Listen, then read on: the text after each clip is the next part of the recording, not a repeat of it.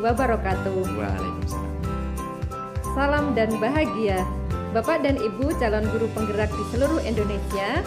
Saat ini saya sedang berada dalam tahap untuk percakapan pra-observasi kelas dalam rangka penyelesaian aksi nyata pada modul 2.3, yaitu coaching untuk supervisi akademik, di mana dalam pelaksanaan supervisi, supervisor berusaha untuk memberdayakan guru yang sedang disupervisi untuk dapat mengimplementasikan apa yang diketahui dan apa yang dipahami dengan sebaik-baiknya ketika berada di kelas. Sama saya saat ini telah ada Bapak Gilang Alif Utama. Selamat sore Pak Gilang. Selamat sore Bu Hari. Mungkin bisa diperkenalkan diri terlebih dahulu Pak. Ya. Perkenalkan, nama saya Gilang Alif Utama. Saya mengajar di SMK Negeri 9 Surakarta pada mata pelajaran Bahasa Jawa. Saya mengajar sejak tahun 2018 sampai sekarang kurang lebih 5 tahun. Luar biasa, jadi mengampu mata pelajaran Bahasa Jawa ya Pak? Iya. Pak Gilang, hari ini kita akan melaksanakan pra-observasi sebelum nanti kita melaksanakan supervisi atau observasi secara langsung. Nanti saya akan menyampaikan beberapa pertanyaan terkait persiapan yang telah dilakukan sebelum supervisi atau observasi tersebut. Dan nanti saya akan membuat beberapa catatan mengenai jawaban-jawaban yang Bapak Gilang sampaikan sebagai rekaman atas kegiatan kita hari ini. Apakah sudah bisa dimulai Pak Gilang? Bisa Ibu. Oke, terima kasih. Untuk yang pertama, mungkin Pak Gilang bisa menyampaikan untuk supervisi nanti dilaksanakan di mata pelajaran apa dan di kelas berapa? Ya, rencananya pada supervisi nanti saya akan menggunakan kelas 10 DKV 2 dengan menggunakan materi panganan tradisional Jawa Tengah. Teks deskripsi panganan tradisional Jawa Tengah. Baik Pak, jadi mata pelajarannya Bahasa Jawa dengan secara spesifik materinya adalah teks deskripsi panganan tradisional Jawa Tengah. Untuk di kelas 10 sendiri per minggunya ada berapa jam Pak Gilang? Per minggunya di kelas 10 itu ada 2 jam. 2 jam pembelajaran. 2 jam pembelajaran dan itu dalam 1 kali tatap muka ya? 1 kali tatap dalam muka. Dalam 1 kali tatap muka. Baik. Untuk yang pertama, dalam melaksanakan pembelajaran tes deskripsi mengenai panganan tradisional dari Jawa Tengah itu, tujuan pembelajaran apa yang hendak dicapai? Yang pertama, tujuan pembelajaran yang hendak saya capai yaitu adalah peserta didik dapat menganalisis contoh jenis makanan tradisional yang ada di Jawa Tengah. Yang pertama itu. Kemudian yang kedua adalah peserta didik dapat menerangkan dan mendeskripsikan makanan tradisional secara mandiri dan kreatif. Baik, apakah masih ada lagi Pak? Kurang lebih itu Bu. Kurang lebih dua tujuan pembelajaran utamanya itu. Baik, kalau boleh saya ulang, nanti tujuannya adalah yang pertama menganalisis contoh jenis makanan tradisional. Ini spesifik Jawa Tengah ya Pak, karena pelajarannya Bahasa Jawa. Kemudian yang kedua adalah menerangkan dan mendeskripsikan secara mandiri dan kreatif. Kalau secara umum, tujuan siswa mempelajari tentang makanan tradisional itu apa Pak Gilang? Kalau secara umum itu tujuannya adalah untuk nguri-uri budaya Jawa, bahasa Jawanya Bu. Nguri-uri budaya Jawa itu melestarikan apa yang sudah dipunyai oleh kita, kemudian dapat dilestarikan oleh anak-anak kita nanti, seperti itu Bu. Jadi kita harus kenalkan sedikit demi sedikit, kita kenalkan dengan cara-cara yang kreatif, cara-cara yang menyenangkan agar anak tersebut dapat tertarik dengan budaya kita. Wah, saya menggarisbawahi agar anak-anak zaman sekarang tertarik dengan budaya kita. Jadi itu salah satu pelajaran yang penting. Apakah demikian Pak Gilang? Iya Bu, ya, itu sangat penting ya. Baik, untuk berikutnya kita menuju ke pertanyaan yang kedua. Area pengembangan apa sih Pak yang hendak dicapai dalam pembelajaran tersebut? Dalam pembelajaran panganan tradisional ini, saya ingin mengembangkan pembelajaran sesuai dengan minat, dengan karakteristik siswa agar siswa itu juga merasa senang dengan pembelajaran yang hendak disampaikan, yang hendak dipelajari. Jadi kalau siswanya senang, siswanya menerima, jadi kita sama-sama enak dalam penyampaiannya, seperti itu, Bu. Mungkin yang kedua, area pengembangan yang kedua yaitu saya ingin mengembangkan suasana pembelajaran itu yang aktif dan menyenangkan, lalu siswa itu dapat mempresentasikan karya-karyanya dengan minatnya, dengan apa yang dia miliki, dengan apa bakatnya, seperti itu.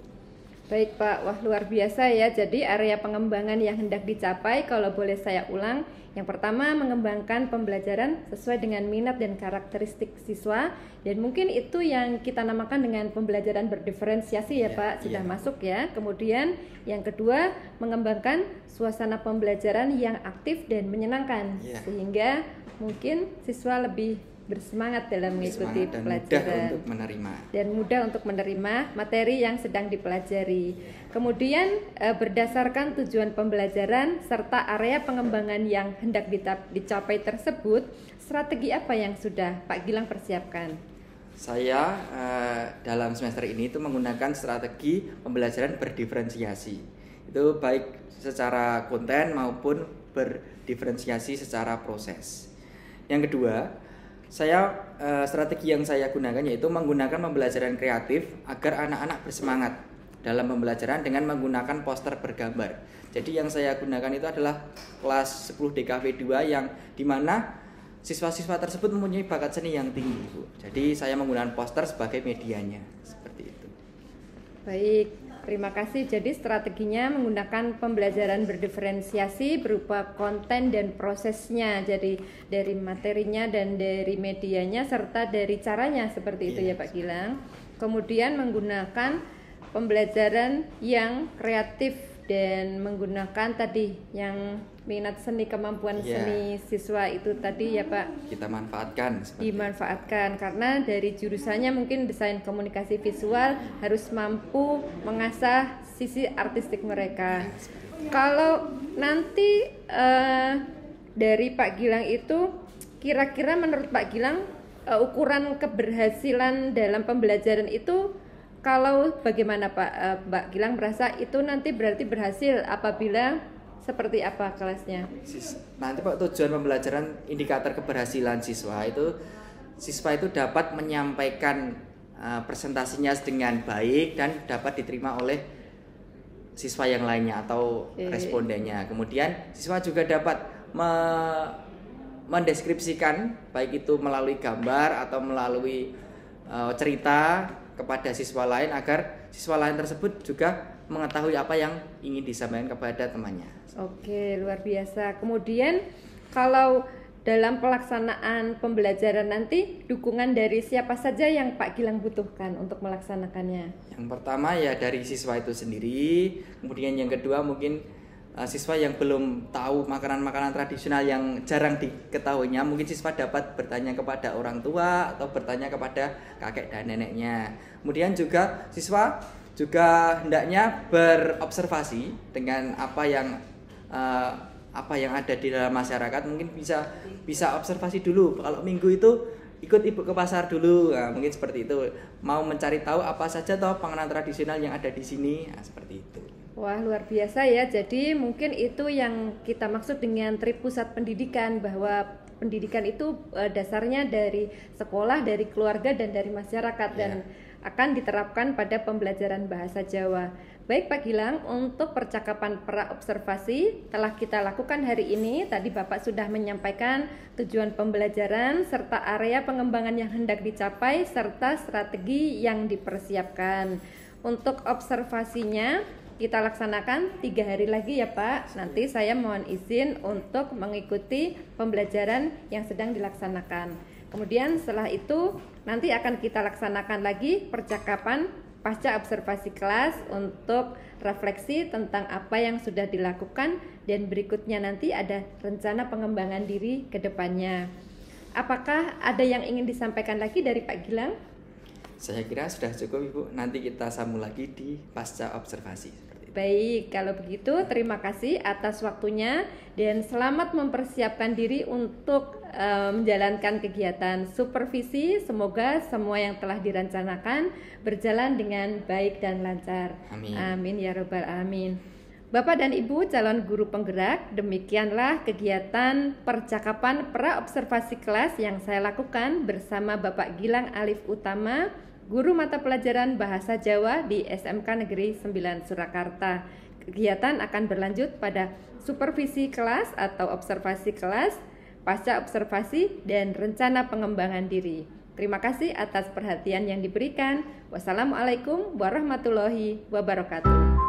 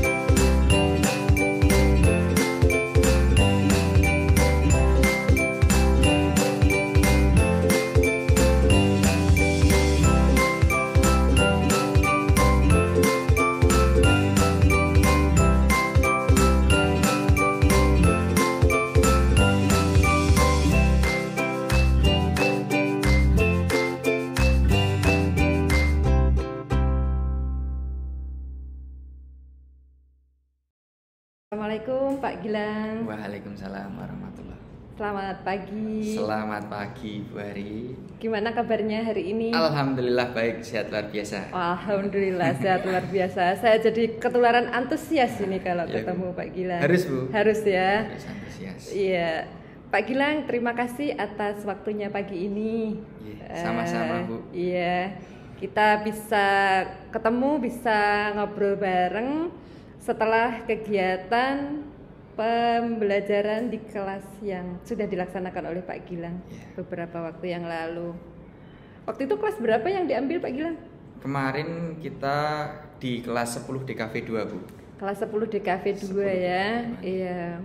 Pak Gilang ini mengampu mata pelajaran Bahasa Jawa. Bahasa Jawa, dan kemarin itu materi yang diambil itu adalah Teks deskripsi panganan tradisional Jawa Tengah. deskripsi panganan tradisional Jawa Tengah. Baik, pada obrolan setelah kegiatan pembelajaran kemarin, untuk pertemuan saat ini kira-kira apa sih tujuan yang ingin Pak Gilang capai? Diskusi yang saat ini yang kita laksanakan itu, saya ingin pembelajaran saya itu dikoreksi oleh Bu Ari atau diberi masukan oleh Bu Ari, gimana toh pembelajaran yang menarik dan efektif dan tepat sasaran itu, seperti itu, Bu. Karena menurut saya pembelajaran saya kemarin itu kalau saya bikin efektif itu kurang menarik, tetapi sebaliknya bila saya buat menarik biasanya malah kurang efektif, begitu Bu. Gimana caranya dua aspek tersebut bisa menjadi satu, ya menarik tapi juga efektif. Oke, wah luar biasa ya. Jadi tujuannya ingin Pak Gilang capai itu bagaimana menciptakan sebuah pembelajaran yang menarik, efektif, dan juga tepat sasaran. Oke, kalau pembelajaran yang Pak Gilang laksanakan kemarin, kalau kita ukur nih dari skor 1 sampai 10, posisi pembelajaran menarik, efektif, dan tepat sasarannya ada di angka berapa Pak Gilang? Mungkin menurut saya ya Bu, yang saya rasakan itu mungkin di angka 7 atau 8 Mas ya. Belum pede. Oke, jadi di angka 7 atau 8. Jadinya 7 atau 8? Ya 7,5.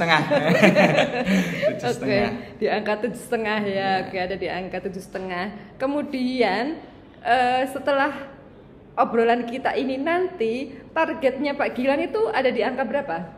Pengennya ya di angka 9 ke atas, Bu. Ya, Oke. syukur-syukur bisa sempurna pembelajarannya. Luar biasa. Kalau bisa mencapai angka 9, syukur-syukur bisa sampai pada 10 ya. 10 ya. Oke. Jadi tepat sasaran, menarik, sama efektif. Nah, Tepat sasaran, menarik, dan efektif. Oke. Nah, tadi sebenarnya Pak Gilang sudah mulai menyampaikan tentang bagaimana sih situasi yang sedang dihadapi. Mungkin boleh disampaikan lagi Pak, situasi yang sedang dihadapi Pak Gilang saat ini dalam pembelajaran di kelas-kelasnya Pak Gilang itu seperti apa? ya itu tadi, Bu. Di beberapa materi itu mungkin di bab 2 itu pembelajarannya mungkin saya buat efektif, Bu. Pembelajaran saya buat efektif, tetapi kok saya rasa ya anak-anak itu kurang antusias karena saya hanya mengejar tujuan pembelajaran, hanya mengejar tugas yang ada di buku modul atau buku paket. Itu biasanya saya kejar, saya kebut. Itu saya refleksi lagi, itu anak-anak itu malah cenderung kurang berminat terhadap pembelajaran saya. Kemudian di bab 4 itu saya mencoba cara lain, yaitu di panganan tradisional ini saya mencoba menggunakan poster bergambar. Itu bisa membuat anak-anak itu minatnya bertambah, kemudian bakatnya juga tersalurkan. Akan tetapi saya rasa di akhir di penilaian itu saya beberapa kurang bisa mengambil penilaian tulis gitu, Bu. Jadi menurut saya kalau yang menarik itu saya kurang efektif seperti itu, Bu. Mungkin nanti saya harapannya bisa menggabungkan dua aspek tersebut. Oke, tadi sudah disampaikan ya gambaran kondisi di kelas-kelas, ada yang menarik tapi kurang efektif, ada yang dirasa efektif tapi kurang menarik juga. Kalau sebenarnya yang diinginkan Pak Gilang untuk yang efektifnya ini yang seperti apa sih Pak maksudnya? Efektif di sini dalam arti tujuan pembelajarannya tercapai, kemudian penilaiannya juga sudah tercukupi semua, kemudian anak-anak juga merasa senang dengan apa yang dia pelajari, seperti itu. Tujuan pembelajaran tercapai, penilaiannya bisa terpenuhi semua, ya. Tapi anak-anak tetap senang. Tetap senang, tetap happy. Oke. Kalau kondisi kemarin waktu pembelajaran panganan tradisional itu seperti apa, Pak? Kalau panganan tradisional itu anak-anak antusiasnya tinggi, Bu. Anak-anak antusiasnya tinggi, kreativitasnya juga tinggi. Akan tetapi di penilaian itu saya cuma bisa di penilaian praktek sama yang tertulis malah saya belum. Jadi kemarin di bab 4 saya hanya penilaian prakteknya aja. Oke, kalau menurut Pak Gilang itu apa yang menyebabkan kegiatan pembelajaran kemarin penilaiannya itu kurang bisa terpenuhi, Pak? Mungkin dikarenakan waktu, Bu. Karena kan membuat poster bergambar itu membutuhkan waktu yang agak banyak. Oke. Berbeda dengan kalau tugas tertulis atau dengan penyajian di PPT itu kemudian bisa lebih singkat waktunya. Kalau poster bergambar harus menyiapkan bahan-bahannya terlebih dahulu, kemudian harus menyiapkan artikel yang mau diangkat seperti dan lain-lain. Karena itu bentuknya offline ya. Offline ya. Oke. Harus ngeprint dulu, harus gunting, ya seperti itu. Tapi kalau kondisi pembelajarannya sendiri sudah apa? Sudah menyenangkan, antusias. Nah, ya mungkin itu kekurangannya di penilaiannya aja. Oke, di penilaian ya. Kalau menurut Pak Gilang ini masih tentang pelaksanaan pembelajaran nih. Ada nggak sih Pak faktor-faktor lain yang menurut Pak Gilang itu berpengaruh pada pembelajaran guru yang bisa menarik, efektif dan tepat sasaran? Itu ada lagi nggak Pak faktor-faktor yang lain? Mungkin yang pertama itu mungkin dari sarana prasarana, Bu. Karena di kelas kami itu yang ada LCD-nya itu mungkin hanya dari 1/4 atau setengah sekolah ini baru ada LCD-nya, tidak sampai setengah, di beberapa kelas saja. Kemudian walaupun ada LCD-nya kadang di situ tidak ada kabelnya. Jadi kita kalau menyiapkan harus menyiapkan banyak juga, kalau harus menggunakan TPACK itu harus menyiapkan kabel, LCD, dan juga soundnya juga belum ada seperti itu. Kemudian selain teknologi-teknologi itu mungkin kebersihan ruangan kelas juga perlu diperhatikan. Kemudian pencahayaan juga beberapa itu kelas itu ada yang terlalu gelap, ada yang terlalu terang karena sinar mataharinya tidak ada gordennya seperti itu. Oke, ternyata cukup banyak hal-hal yang berpengaruh ya Pak di pembelajaran kelas kita ini. Nah, tadi saya mendengarkan apa yang disampaikan Pak Gilang bahwa ada beberapa hal yang menjadi permasalahan dalam kegiatan pembelajaran, baik itu yang dari dalam, dari intern maupun dari luar. Yang pertama tadi tentang waktu, kemudian ada juga sarana prasarana. Untuk sarana prasarana ini sendiri, apakah juga menjadi kendala bagi Pak Gilang dalam menyiapkan pembelajaran panganan tradisional kemarin? Kalau kemarin kan saya mempersiapkan dulu. Oh, di sini kelasnya tidak ada LCD-nya. Jadi saya menggunakan metode yang masih cenderung konvensional. Jadi hanya menggunakan poster bergambar. Jadi belum saya gunakan teknologi seperti Canva, seperti poster-poster yang lain, seperti poster online yang lain. Jadi saya murni menggunakan metode konvensional seperti itu, Bu. Jadi menurut saya yang kemarin belum. Oke. Kalau mungkin digunakannya pada materi-materi yang lain juga diperlukan ya Pak? Iya, seperti itu. Oke, kemudian ini kita mulai membahas satu persatu ya.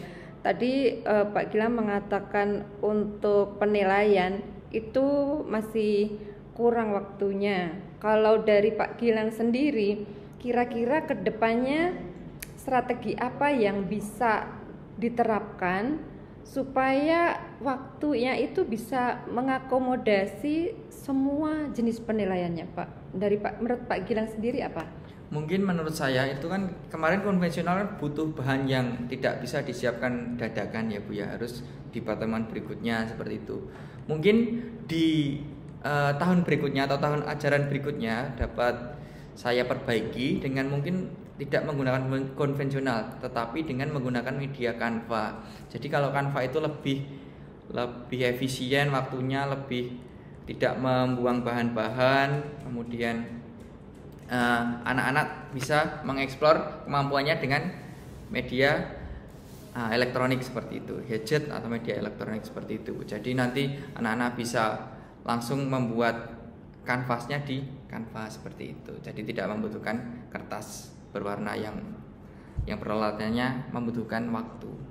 Oke, jadi Pak Gilang itu kalau saya lihat dari penjelasannya tetap mengupayakan media yang bisa membuat anak-anak itu semangat dan antusias ya. Iya Bu. Kalau kemarin itu bagaimana situasi kelas pada saat Pak Gilang menggunakan media poster bergambar itu? Kalau yang kemarin tuh anak-anak sangat antusias sekali. Jadi mereka bertanya, Pak ini yang disiapkan ini makanannya apa aja Pak? Ini boleh makanan dari Jawa Timur atau enggak? Ini kan masih Jawa Pak. Seperti itu. Kemudian dia juga beberapa kan dia mengambil artikel dari Google Bu. Itu dia bertanya ini bahasa Jawanya apa Pak? Bahasa Jawanya apa? Seperti itu. Oke, jadi anak-anak cukup antusias ya. Kemudian kalau dari segi kemenarikan pembelajaran itu Pak Gilang akan mengembangkannya dengan metode yang diperbarui itu tadi ya, dengan menggunakan media Canva. Dan kalau tadi Pak Gilang menyampaikan pembelajaran yang tepat sasaran, bagaimana penggunaan media itu supaya tepat sasaran? Apakah ini juga masih bisa masuk ke anak-anak di kafe itu? Kemungkinan bisa Bu, karena anak di kafe itu saya saya tanya sebelumnya pernah pakai Canva apa belum, itu mereka sudah menjawab sudah pernah pakai Canva. Mungkin di tahun berikutnya bisa digunakan itu, karena yang kemarin itu saya belum siap karena belum menyiapkan apa-apanya terkait fasilitas sarana prasarannya belum saya siapkan dengan baik seperti itu.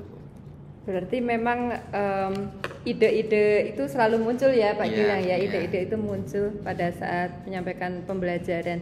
Kemudian kalau dari segi sarana prasarana yang tadi kan masih banyak kekurangan. Kalau menurut Pak Gilang, strategi apa nih yang akan Pak Gilang lakukan untuk mengatasi kendala sarana prasarana yang menurut Pak Gilang tadi masih kurang di lapangan ini? Mungkin yang pertama, kalau sudah sudah lapor ke sarana prasarana tapi masih belum diperbaiki, mungkin saya menggunakan strategi lain, yaitu mencari kelas atau mencari ruang di mana sarana prasarananya memenuhi, atau jikalau tidak menyiapkan LCD sendiri dan membawa sound sendiri, seperti itu, Bu. Wah, menyiapkan LCD sendiri ya. Ini sangat menarik ini bagi seorang guru ini Karena kemarin saya kan ikut PPG juga, metodenya seperti itu juga. Tapi harus angkut-angkut banyak banget, Bu. Jadi tas 1 tuh nggak cukup. Jadi perlu tas 2 atau tas 3 mengusung-usung LCD itu seperti itu. Mungkin kalau selain menggunakan peralatan yang besar, mungkin ada nggak sih Pak alternatif yang lain, misalnya menghindari bawa yang berat-berat itu, mungkin nggak Pak ada alternatif yang lainnya? Alternatif yang lain, kalau teknologi mungkin belum bisa, Bu, ya. Ya itu tadi, kalau teknologi mencari kelas atau ruang yang ada LCD-nya, mungkin kita cuma membutuhkan kabel atau sound aja, sound yang kecil itu bisa. Oke, jadi bisa mencari kelas yang fasilitasnya lebih mendukung begitu ya Pak ya? Oke, yang fasilitasnya lebih mendukung. Kemudian tadi Pak Gilang saya lihat juga menyoroti permasalahan kebersihan nih. Nah, strategi apa nih dari Pak Gilang yang kiranya itu bisa dilakukan ke depan untuk menciptakan lingkungan yang lebih bersih dan mendukung pembelajarannya Pak Gilang itu? Oh ya, mungkin kalau ide dari saya itu kita adakan kebersihan kelas terlebih dahulu. Mungkin di apersepsi itu setelah berdoa, silakan anak-anak mengambil sampah yang ada di bawah kalian kemudian dibuang. Nah, terus sebelum mereka mengakhiri pembelajaran itu juga diperintah untuk silakan rapikan kelas terlebih dahulu, jangan sampai kita meninggalkan sampah di tempat duduk kita, seperti itu, Bu. Mungkin ide dari saya seperti itu. Oke, terima kasih. Dan kalau secara keseluruhan berarti rencana Pak Gilang untuk lebih meningkatkan kualitas pembelajaran supaya menarik, efektif dan tepat sasaran itu tadi bagaimana Pak? Bagaimana, Bu? Untuk rencana yang akan Pak Gilang lakukan, rencana secara umumnya apa nih untuk menjadikan pembelajarannya lebih menarik, efektif dan tepat sasaran? Ya itu tadi.